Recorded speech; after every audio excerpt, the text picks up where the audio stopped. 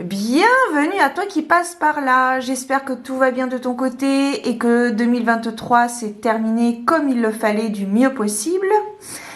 On se retrouve donc avec la première vidéo 2024 qui était censée être la dernière vidéo 2023. Mais voilà, j'ai tardé un peu à tourner la vidéo. On est le 30 décembre. Donc le 29, pardon, le 29 décembre, donc je la mettrai en ligne mercredi prochain, je pense. Donc ici, nous allons parler de la numérologie pour l'année 2024 sur le plan collectif, mais également sur le plan individuel. Sur le plan collectif, parce que 2024 est sous le nombre du 8. Donc je vais te lire des extraits de ces deux livres, donc à savoir Mon chemin d'âme sur terre avec la numérologie d'Alexandra Gabriel aux éditions Exergue. Je t'avais fait une série de vidéos en septembre dernier, notamment sur ton nombre de chemins de vie, où je t'avais lu un extrait de chaque nombre de chemins de vie, donc du 1 au 9, puis du 11, 22, 33 et 44. Et je vais également m'aider dans cette vidéo de ce livre de Lydie Castel et Didier Durandi, Numérologie, votre année personnelle aux éditions Erol. Donc pour connaître votre nombre de votre année personnelle en 2024, il faut tout simplement additionner votre mois et votre jour de naissance plus 2024. Voilà. Vous réduisez le résultat à un nombre entre 1 et 9. Si votre résultat est 11 ou 22, vous ne réduisez pas, ce sont des maîtres nombres. Et ça vous donnera une vue d'ensemble des points généraux, des points principaux par rapport à votre année 2024. Voilà les amis. Donc j'espère que cela vous conviendra. C'est vrai que j'ai fait quelques recherches rapides, mais c'est vrai que pour cette vidéo, ça va être surtout reprendre des livres. Mais je pense que ça peut être intéressant de connaître un petit peu, d'avoir une vue d'ensemble de l'année qui arrive, donc qui débute tout juste d'ailleurs.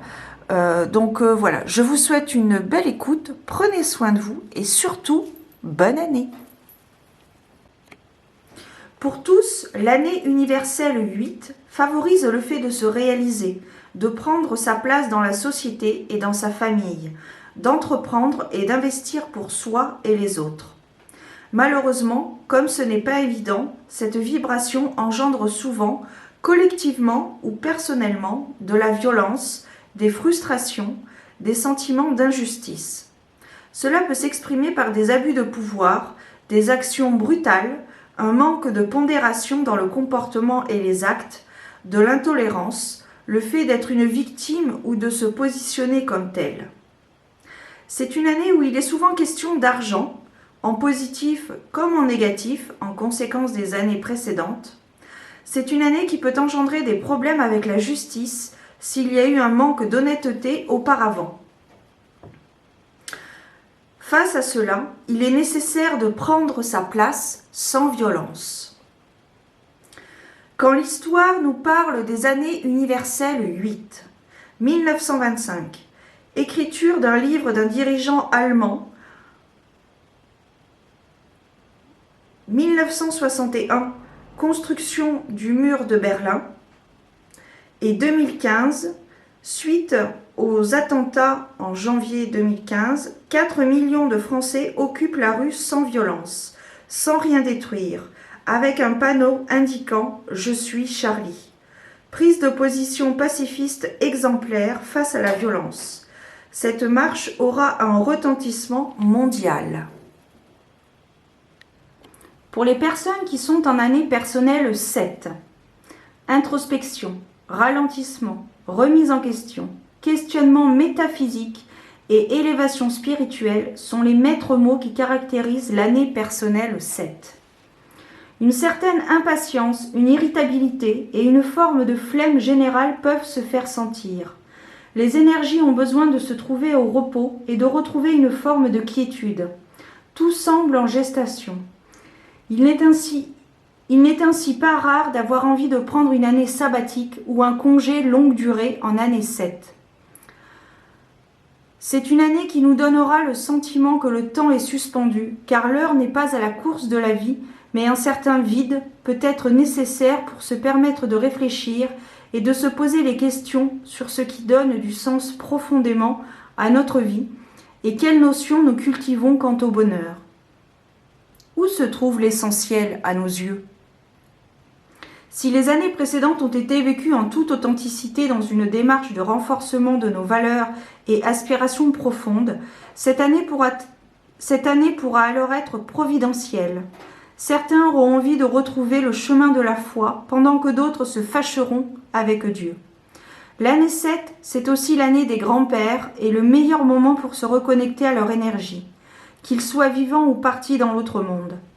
Qu'on soit en bons termes ou fâchés, c'est le moment de comprendre leur histoire et des éléments de notre vie durant cette année viendront nous interpeller sur les situations similaires qu'ils auront pu connaître. Les difficultés possibles et les leviers pour s'en tirer. Si la dépression et un penchant pour les addictions vous envahissent, sachez une chose, c'est qu'ils sont déjà en fin de vie. Mais vous devez prendre le taureau par les cornes sans chercher coûte que coûte à ce qu'ils disparaissent vite, vite. Occupez-vous différemment en renouant avec vos passions. Changez d'air en faisant un voyage ou de repères en vous rapprochant de la nature ou d'un animal. Les conseils et les actions à favoriser. Le contact avec la nature et les animaux sont souvent salvateurs au cours de l'année 7. C'est justement une année qui vient nous faire prendre conscience de nos valeurs, de nos émotions et de nos sentiments grâce à des éléments qu'on n'avait pas l'habitude d'intégrer auparavant dans notre quotidien. Et cela peut venir grâce au règne animal, végétal ou minéral. Faites confiance aux énergies de la prière, des demandes et des rendez-vous célestes, car cela peut être une année de grâce providentielle. Comme le 7 est le nombre du mystère et de la gouvernance mystique, des demandes envoyées depuis longtemps pourraient être saluées. Grossesse, retour d'un proche ou autre surprise que l'on n'attendait plus.